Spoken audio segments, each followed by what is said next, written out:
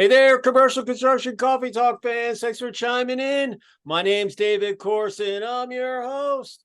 I'm also the publisher and editor of Commercial Construction and Renovation magazine. I got a little glare on there, but this is what it used to look like. I'm trying to get that little white off. This was actually from January, February 2018 when John Bavardos was still out there. Diedrich Kirkham, he's on my editorial board, facility manager. Now he's at fragrance.net. So, Diedrich, thanks for gracing the cover. Another nice looking issue, 164 pages. And oh, wow. I'm actually, this is when I was the varsity lacrosse coach at Alpharetta High School. We're getting ready for our spring campaign in the rain, getting our troops ready. And that was a rough season. We lost a lot of games we should have won, but oh well. Got to bring your A game for that kind of stuff. Anyway, hope everybody had a great weekend. We're starting the week out. Sizzling hot here. I think the heat index is about 100 degrees here in Atlanta. Ay. But we had some thunderstorms come through as usual in the summer, filling the lake up, and you just got to stay cool because it's still the dog days of summer. Other than that, like I said before, it's kind of quiet here on the sports front. You got the PLL playing lacrosse. You got the baseball guys out on the diamond sweating their tails off. The Braves, well, they went 3 out of 4 against the Mets. I feel bad for the Mets because they had a great team starting out, and they were in first place earlier in the season, but now they're way back, and they've done some sell-off. But other than that, high school football here is about ready to start, and North Gwinnett, they always have a really good team, my local high school, and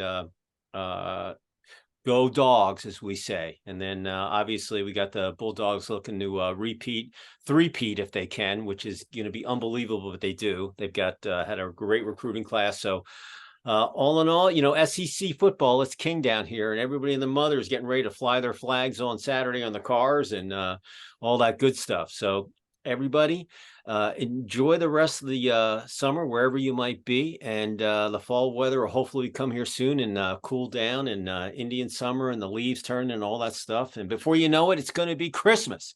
It's amazing. I keep saying, I can't believe it's already the middle of August. It was just like yesterday. It was January 1st, and now we're almost finished with Q3, going into Q4, and time is just flying by. But like I said, time flies when you're having fun. So everybody, got a gentleman up in one of my favorite states, New Jersey. I'm a Philly boy, New Yorker. I got the twang. I don't know which way I have it, but I've lost it since I've been in Atlanta since '92. But I still kind of have that Yankee tang. I'm a damn Yankee. I kind of moved here and I stayed here, so that's what they call us down here. But it's transplant city down here in Atlanta. Half the city is from someplace else, and most of them are from up north. But anyway, my gentleman today, his name is Pat Hunnewell. He's the vice president with Blue World Construction.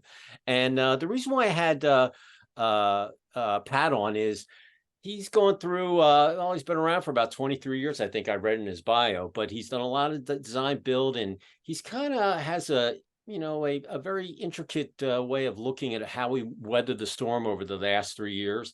And I thought that many of you out there in commercial construction coffee talk might be able to take a few knowledge nuggets or lessons that he's going to offer us and apply it to your own firm as we, finish up the year and go into 2024.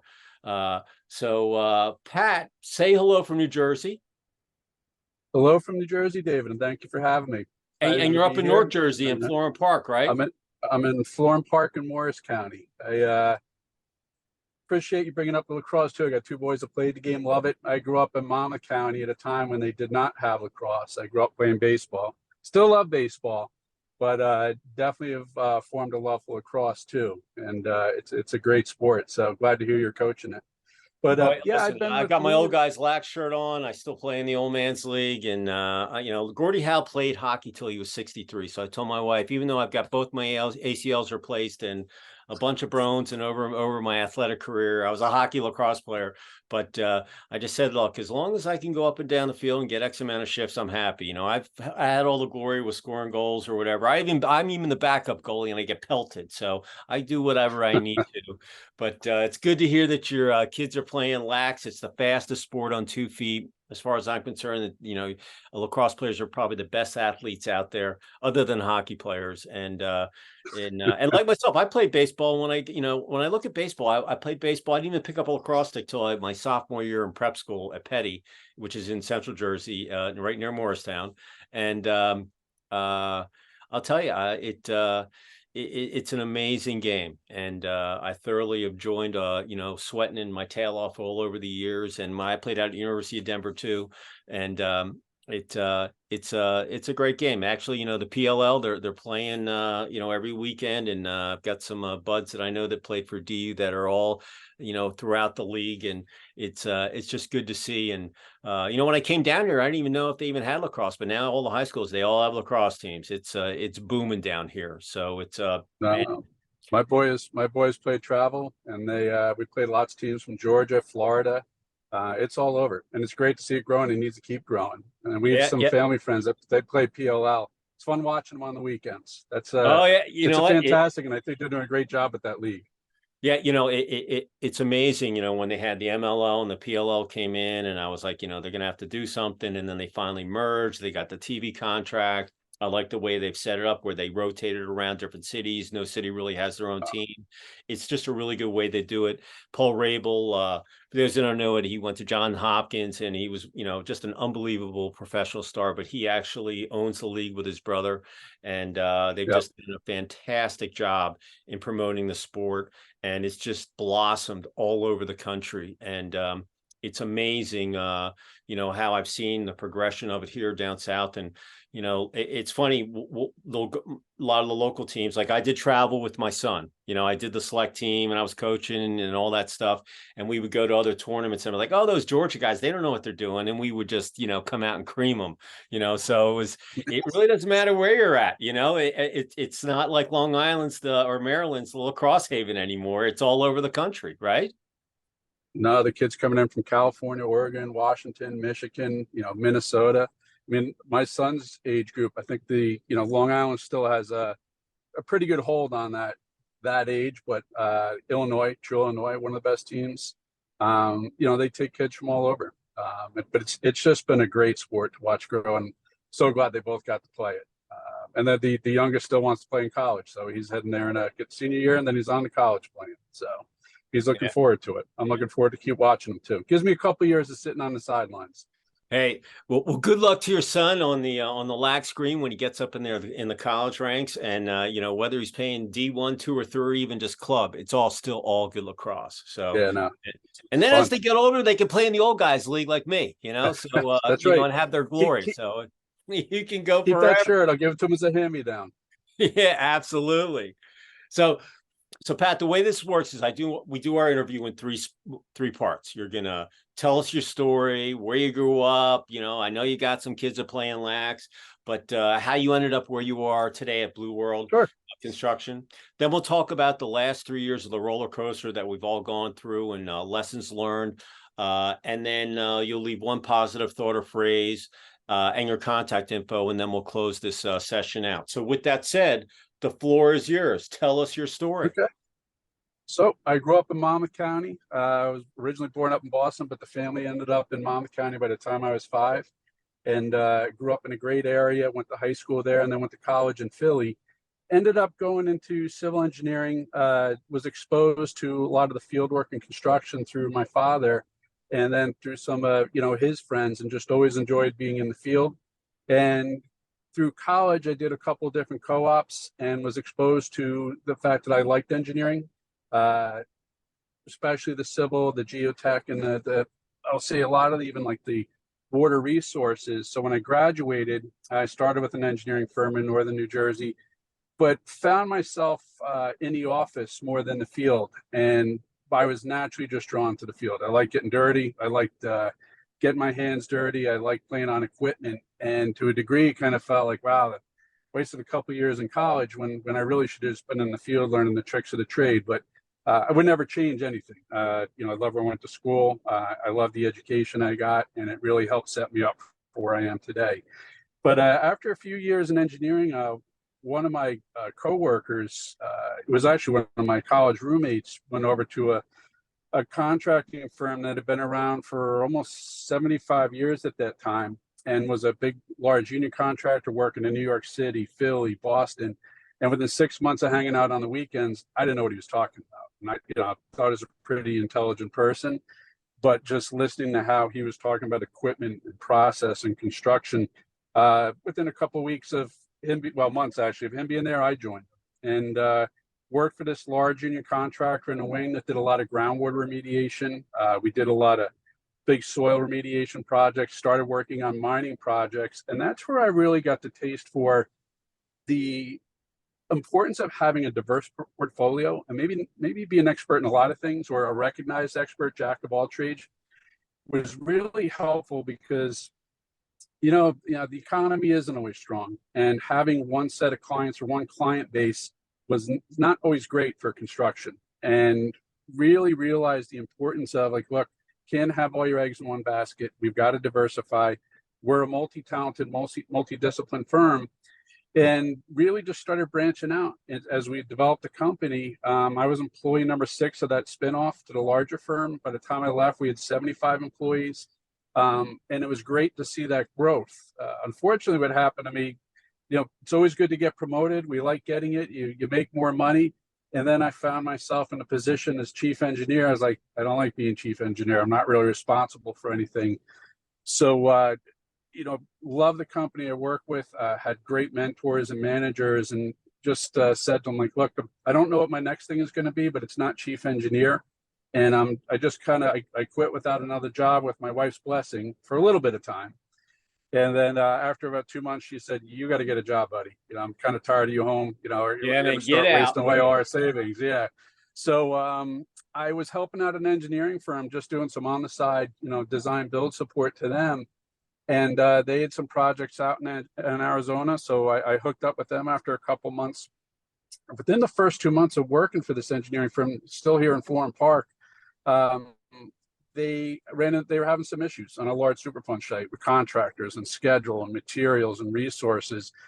And as I started helping them through it based on my background, my boss, brought up the idea, like, look, why don't we form our own contracting firm? Like, I just really see great synergy, and we have this great project. If we could start self-performing the work, but have a firewall between the engineering and contracting, I think it would be great. So within 9 months, of me joining this engineering firm, that's when Blue World came to fruition.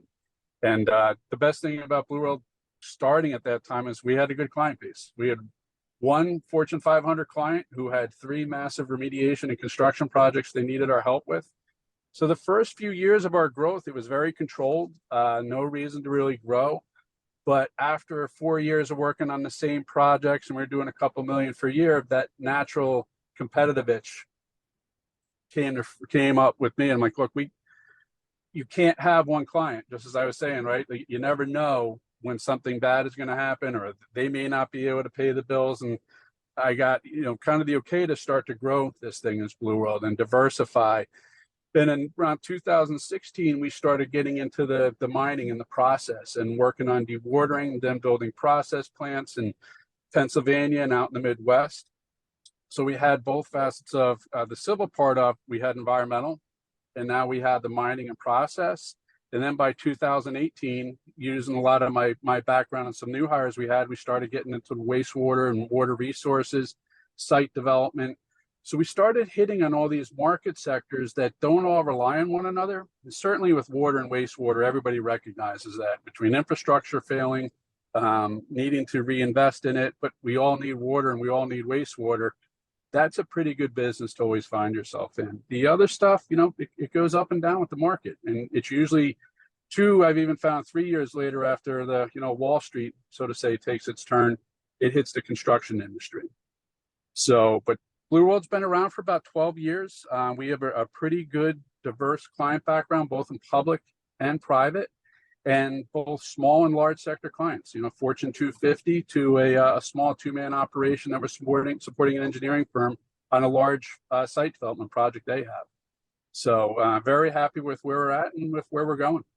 It's not the first time I've heard either, architecture or engineering firm starting their own contracting gig, within their, underneath the, their engineering umbrella versus, outsourcing it out. Why not do it yourself? So it's a story that I've heard over the years. My family's been in construction since 1888 outside of Philly. I was actually Yeah. out from Pottstown. So we were in demolition and recycling before sustainability was even a word. And now fourth, fifth generations, my cousins are running it outside of Philly. At 16, you get your license. As one of the grandsons, when I got my license, get your ass up out of bed because you got to be in the summer. Yep. You got to go to the the scrapyard and watch out for the overhead cranes dropping stuff on you. But I did everything. I shoveled asbestos. I laid railroad tracks. I built paint booths. I did a couple of demolition jobs on I-95, and it was I was always grew up playing on the cranes and down at the scrapyard. And so but now I build a magazine, I'm a constructor, build one every month. I'm just doing it with different materials.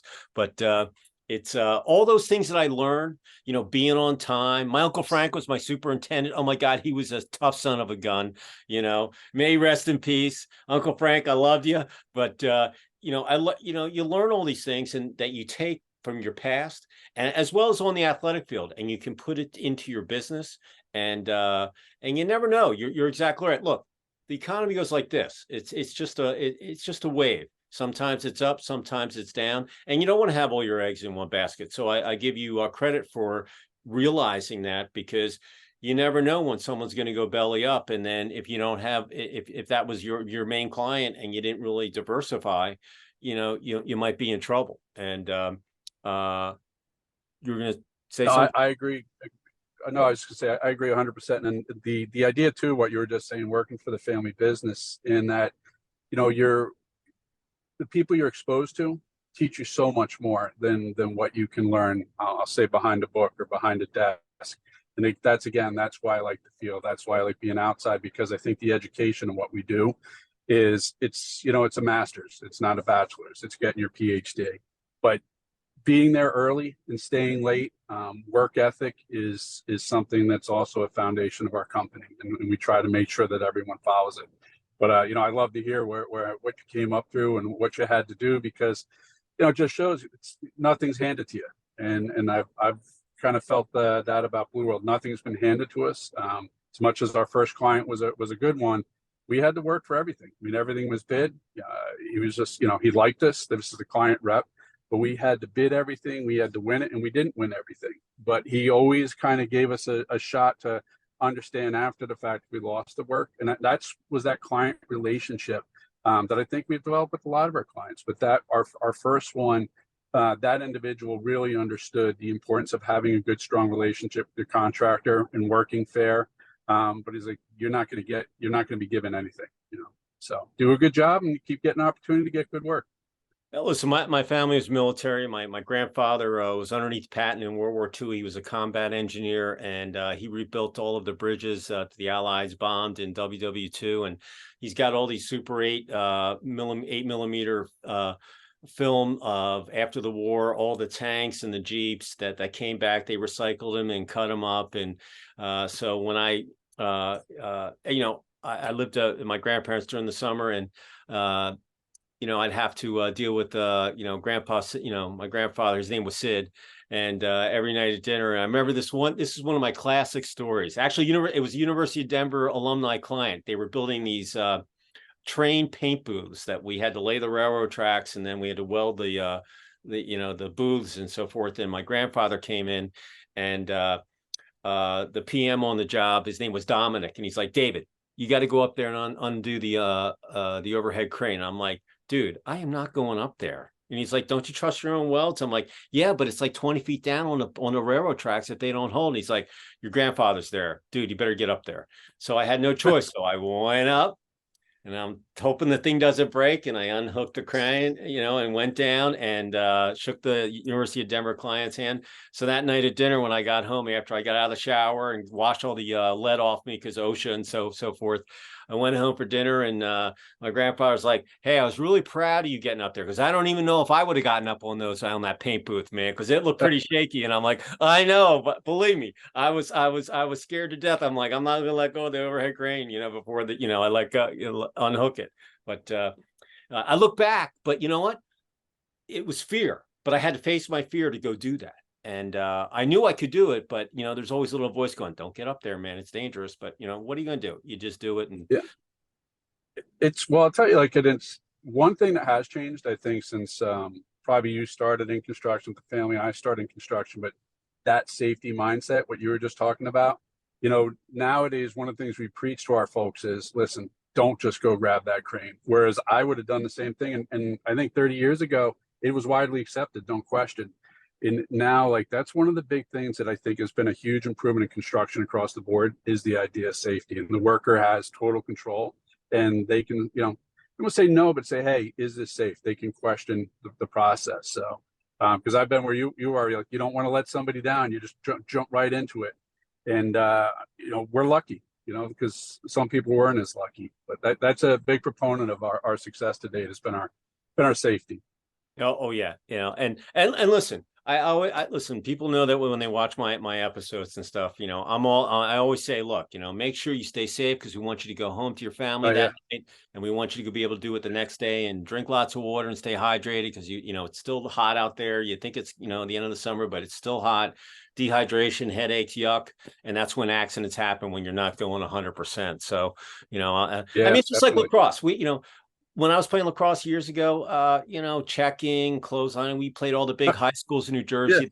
They were always beating up on the petty school, and they thought we were just a bunch of preppies. And I got clotheslined a bunch of times. Now it's got concussion and all this stuff. But believe me, I probably had a ton of concussions, and it was like, walk it off, get back out there.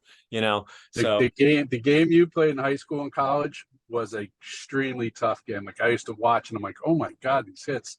Now they're protecting kids and doing a good job. And every once in a while, those hits squeak through. But you watch some of the old videos in the 90s, and it's like, wow, like where were the rules? And there were no rules. To your point, clothesline, headshot. If a tackman came across that crease, he was going to get hammered by the goalie and all three poles. So, I you can don't see remember that as much anymore.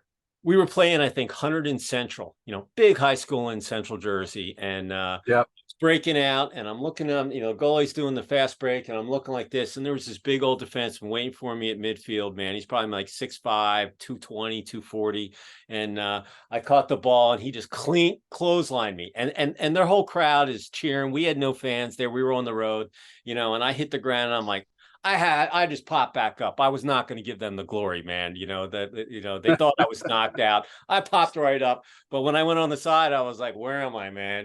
But I wasn't gonna give them the glory.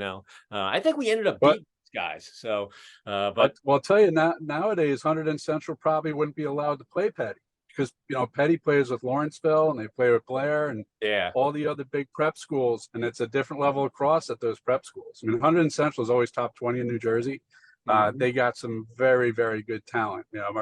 My son's school is a smaller Group 1. Every once in a while they get to play them, but we all stay away from the Lawrencevilles and the Petties nowadays because they've just gotten lacrosse is their bread and butter. It's huge, and hockey for that matter. So, but I still remember that guy clotheslined me back in I guess that was my junior 1980, and but I wasn't going to give them the benefit of the doubt. I was like, I popped up, and then we swapped out, and coach going, "You okay?" And I'm like, "Yeah, man, that guy got me," but I was not going to let that man laugh at me. So that's impressive.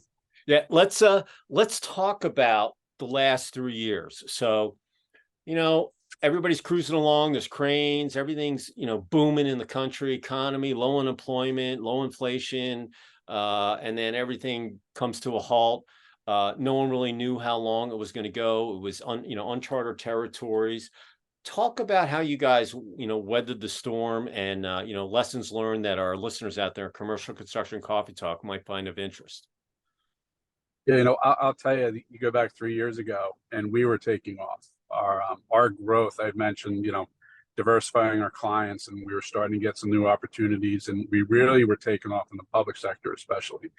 And then all of a sudden things stopped, and there's some ideologies out there about what's critical and what's not.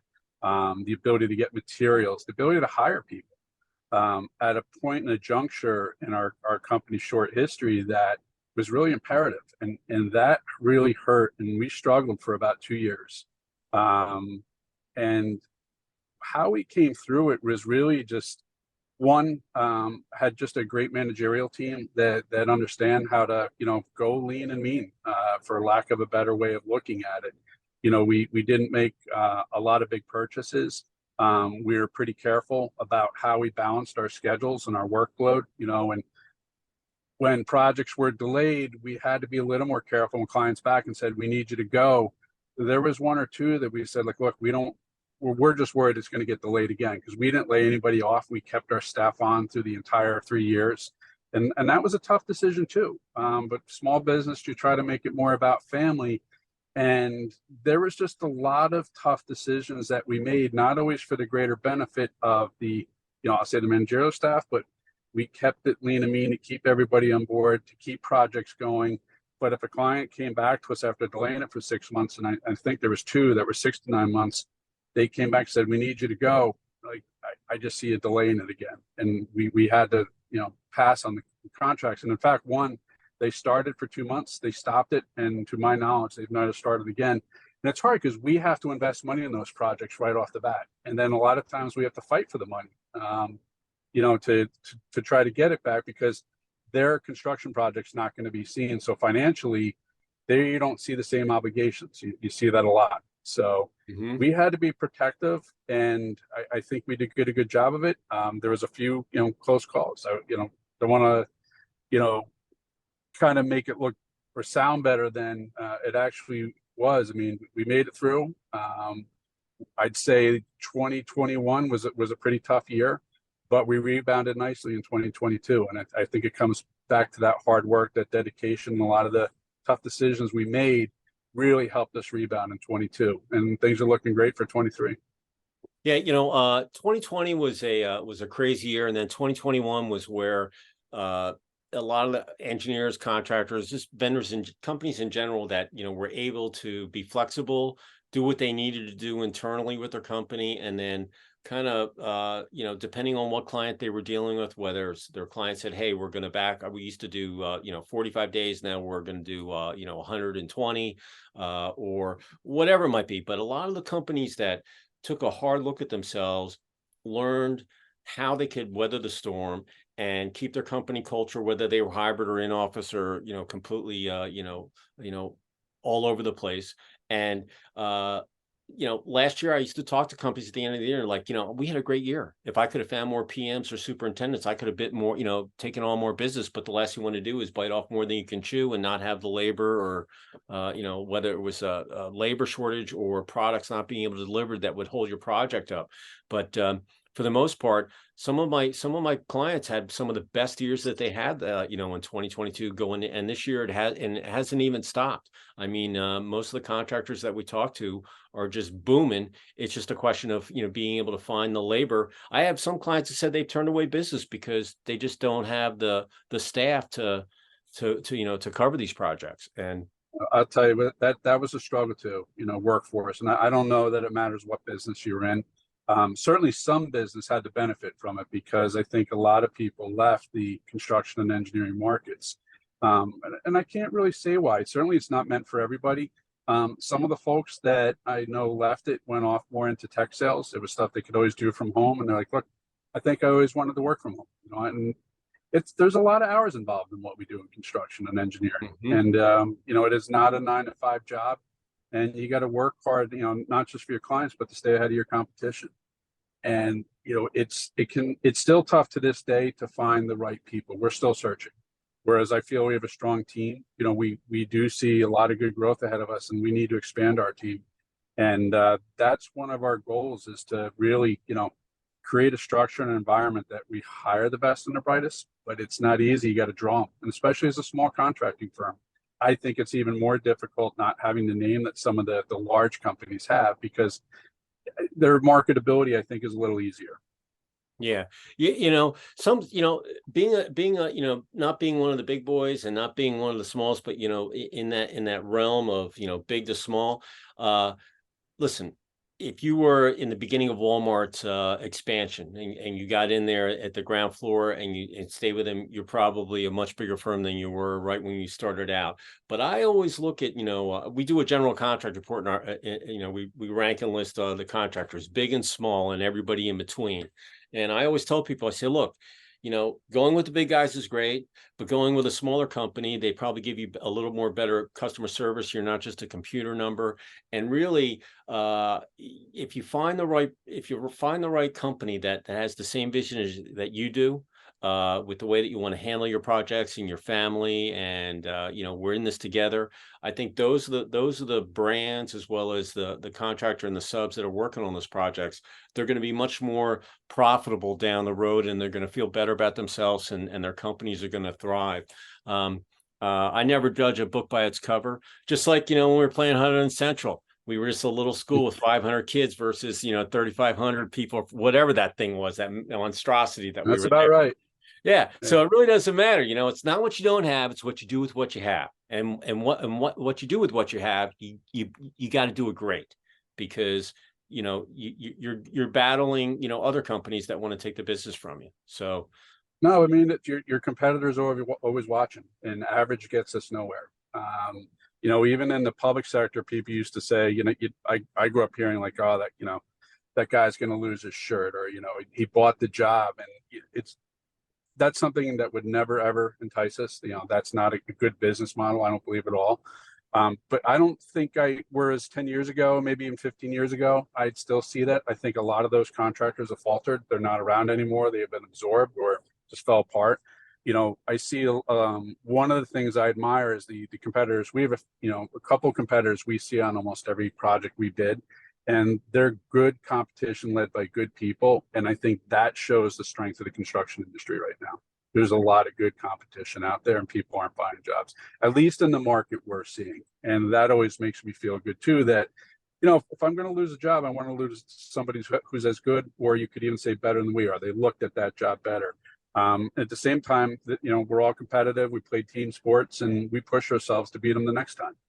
That's also been really healthy for our growth. We pick and choose the projects where we're going to have good competitors for those that are bid. And that has actually helped us get away from the struggle of the low bid platform. I always have the mantra of, if you want to be the best, you got to play the best. I don't care if it's on the athletic field or in business. You want to go up. I'm just a little publisher and independent going up all against these massive, companies and so forth. I was at Nielsen before I went on my own, so I knew what kind of the big corporate monstrosities are versus being an independent.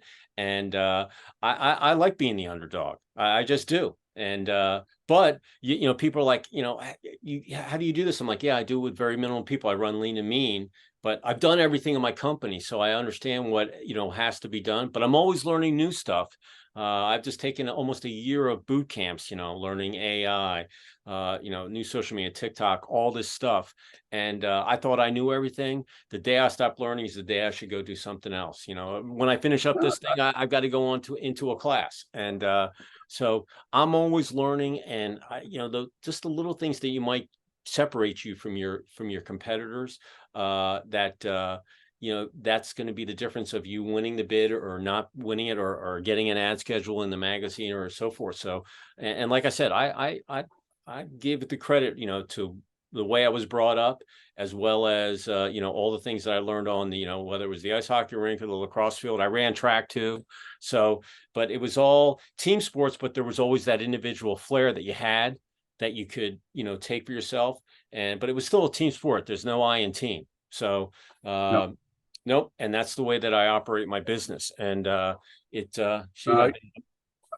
agree. Like, I love to hear you, you're learning new things, because if you're not learning, you're flatlining and you're falling behind, and you're going to level out. And I think that's one of the things that push too is, reading, seeing what else is out there, following others, lead into new technology. There's been a lot of, you mentioned sustainability before. The idea has been around for 50 years, right? It's how we implement it, how we do it. I think it's different, and it'll be different again in another 5 to 10 years. So you got to not as much roll with the punches, but roll with technology, learn it, and see how you can apply it and make us more efficient. So are you bullish or bearish as we finish up the year and go looking into that 2024? Where are you there? That's a good question. Well, again, my boss would tell me I tend to be the negative one, and I'm always on the bearish side of things. I'm always worried, right? So I think with that, look, we're looking at having a great 2023, and we already have a good backlog going into 2024, which we've never had before. But I'm always worried about what you don't know, right? And that's what kind of keeps me going too. Probably is why my hair is so great at a relatively young age too. But I think things are looking up. I have a great team working with me that's growing and growing immensely together. And but I always worry, right? All you got to do is flip on a computer and look at the internet, and there's a lot of negative stuff out there, and it's how to keep that to the wayside and push it away so it doesn't get in the way of the positive growth we have coming. So, but no, I mean, we just won a really nice project for the National Park Service down in Sandy Hook, and we beat some pretty large companies in order to get it. So I think people see the value in that. Maybe we're a small company, but we've got a lot of creative thinkers and some great ways of doing things. And I think that's going to help us become more on the bear side and look positive towards the future. Listen, I don't have time for negativity. If you're working with someone who's negative, whether it's a client or someone with your company, you got to get rid of those people because they're just gonna it spreads and negativity. I don't have time for it. Stay positive and have fun. And you can't control some things you can't control, like the weather. I can't control it, but you got to roll with the punch. I'd like to be a weatherman. He's got the best job in the world. Every day it's partly cloudy or partly sunny. How can you go wrong? You got a 50-50 chance of getting it right. Those are pretty good odds. Just got to look good and report, and there's no repercussions for every day you're getting it wrong. So, and I get all this technology, and it still seems like, and maybe it is the hardest job because no matter what, it's the weather, it's Mother Nature, and she's going to do what she wants. Oh yeah, I thoroughly agree. If you were gonna leave one positive thought or phrase with our listeners out there in Commercial Construction Coffee Talk, what would it be? From all the things that you've done. From just kind of a recommendation or looking towards the future or about us, so to say. Yeah. It doesn't matter. No, it does matter. Mm-hmm. No, I mean, I think from my perspective, small contractors can be looked at as limited. And I think looking at Blue World and what we can do, we are a very diverse contractor that's capable of big things. And just because we only have 40 people, I think we're showing. I mean, we can do a $20 to $25 million project without blinking an eye. And I think, the idea of giving opportunities to small businesses is really important. And it's something that I look to do myself in the future as we start working with other subcontractors. Make sure I give the small growing guy or girl a good opportunity, just like I've been given. Yeah, like I said before, there are big guns, there's fun, and there's everybody in between. And if you're a client out there looking for a contractor, you always want to make sure that you have the same vision. You can see how they've built their company, and hopefully they see the light and they give you an opportunity to prove yourself. And I always say, hey, give me a chance, let me prove myself, and I will, and then some. And you'll be glad that you hooked up with me, and I'll back everything up that I say. Just like when I go out in the field, I'm like, look, we're going to try our best, and if you can look yourself in the mirror afterward, you leave it all in the field, and you can look yourself in the mirror at the end of the night, you get back, and win or lose, it's okay, because winning's great. You can win ugly or you can win great. But if you lose, it doesn't matter if you lose 20-0 or 4-3. The bottom line is you have to learn from it. And so the next time, if you see that team or you get that project, you're not going to do that, and you can implement it, and you'll have that much more of a percentage opportunity to, be successful. So I'm all with that, with that point. If someone wanted to get in touch with you and they're looking for a contractor, they never heard of Blue World, and they wanted to find out more about you, how would they reach out to you? Contact. I always say with me, my if it's okay to give my cell phone, that's always the best. Absolutely. If not, my cell phone is 201-572-4910. But I get so many emails every day that they can get lost sometimes. So the best way to get a hold of me is always on the cell. Send me a text or give me a call. Hey, this is your most powerful tool for all you out there in commercial construction coffee talk. I pick 10 people a day to make a phone call to because I send way too many emails, to way too many Zoom calls. And but just having a nice conversation on the phone, this is your best tool. So Yep, I agree. Give this gentleman a call. He's been around. He's not the biggest, he's not the smallest, but he's got the right attitude. And who knows? Maybe there's some synergies between your two firms, and they can, you can talk turkey and see if there's a fit to, do some business. So, if anybody wants to reach me, I'm at David C at ccr-mag.com. Once again, the way that Pat got on here, his publicist sent me a press release, and they were just, were aggressive, and, we started talking, and finally we got him on the schedule, and this is the way that you do it. So, if you have something cool, send it to me. We got a ton of social media. We got couple million people every month hitting the website, consuming content. We post stuff every day. Very tough to get in the magazine, but we look at everything. It could be an anniversary. It could be a new personnel announcement. It could be a project that you just finished. Whatever it might be. Let me be the judge. I will come back to you, or my digital specialist will. And if we post it, we'll send you the link. You can share it. It's good for our SEO. For both of us, it's a win-win. But I always say, it's like playing the lottery. If you don't buy a ticket, you can't win. If you don't send me something or reach out to me, I can't get you on the podcast or in the magazine or, up on social media. So send it to me. We look at everything, and listen, I've been taking these data classes for the last year. I'm addicted. I love data. I love learning. Like I said, the day I stop learning is the day I should go do something else. And that hasn't happened yet. So I'm still here. So any final thoughts before we sign off? No, not today. Appreciate you having me on the show. This has been great. Better than I could have expected. It was great talking to you. And it'd be fun to catch up about Lax another time. Yeah. Maybe even see it one of those PLL games. Hey, listen, I love talking Lax. I just like sports in general. I just, I like talking to sports people because they understand winning, losing, especially if they have kids and they've seen them progress. And if they really like something, they take it to heart. They want to get better, and that's just the way that I lived my life. And sports was a big part of it. And I'm still playing, and hopefully, I'll be able to go until.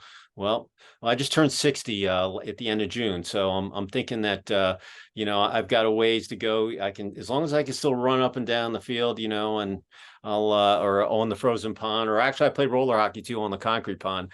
As long as I can still do that, I'm game. And then, but eventually the body will tell me that I'm not going to be able to do it. That's right. But we're still playing the kids' game until we can't. Yeah. I like running with the youngsters here and there. There's a pickup league on Sundays, and the 20-year-olds are out there. My son's like, "Dad, you're looking slow," and I'm like, "Brody, I've had both my ACLs done. I'm not 20 anymore. That was way back in my glory days, but I can still bring it, and no, I'm gonna play till the old knee said, "Okay, man, it's time for you to to retire." So, well, good for you. Well, listen, everybody out there, a couple things before we sign off. First, hit that like button. We want everybody to find the this episode out there, and we got to play with the YouTube algorithm. So we want to find out if we want to get the message out about what Pat had to say. So hit that like button. Once again, if you're out there on that construction site, be safe. We want you to come home, be with your kids and your family, and be able to get up and do it the next day. And once again, it's still really hot out there. Okay, I got to go out and cut the grass here shortly. About 7 o'clock. It's still going to be steaming hot. Make sure you drink lots of water. If you put any of those electrolytes powder in your water bottle, do it. Don't get dehydrated, because that's, dehydration is the worst, and that's when mistakes happen or accidents, and we don't want any of that stuff to happen. So be safe, drink lots of water, and you'll be able to go do it the next day. So Pat, pleasure meeting you. I look forward to hopefully coming up to Jersey. I'm no fist pumps. I'll shake your hand. Maybe I'll bring my stick and I'll throw with your kids or whatever. And sounds good. And, always like meeting people, from one of my favorite states, Jersey, Philly, New York, the tri-state, it is what it is. So, and that story about 100 and Central, that was classic about, we shouldn't play them and stuff. And, it's funny. I coached like I was in the Catholic League, but they were like petty schools, small schools. and they were all playing each other, but we would still go play some of the big high schools out here, like Hunter and Central down here in Georgia. And they always think like, oh, they're just a bunch of, preppies over there, they're not going to go. But we, once again, I put that mindset. I said, look, man, I came from the school, I only had 100 people in my class, we had 500 students totally, but we played, the big schools, we didn't care who we played.